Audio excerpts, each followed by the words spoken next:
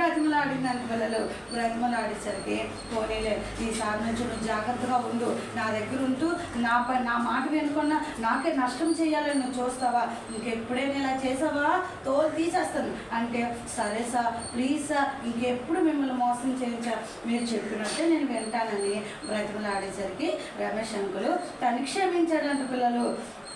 మనం కూడా చాలాసార్లు స్కూల్లో కానీ ఇంట్లో కానీ మమ్మీ డాడీ లేదంటే టీచర్స్ ఏదైనా పని చెప్పేటప్పుడు మేడం నా వల్ల కాదు మేడం అనేసి, మా మమ్మీ నా వల్ల కాదు మమ్మీ, నేను లగలేను మమ్మీ, నేను వాటర్ అందించలేను మమ్మీ, నాతో చెప్పకు మమ్మీ అని చెప్పి చాలాసార్లు మమ్మీ డాడీకి చెప్తూ ఉంటాం కదా పిల్లలు. లేజీగా ఉంటే ఏసైకి మనం ఇష్టపడం పిల్లలు. చురుకుగా ఉండట గొప్ప భాగ్యమని దేవుని యొక్క వాక్యము సెలవిస్తూ ఉంది. చూడండి, స్కూల్లో చాలామంది పిల్లలు ఏం చేస్తూ ఉంటారంటే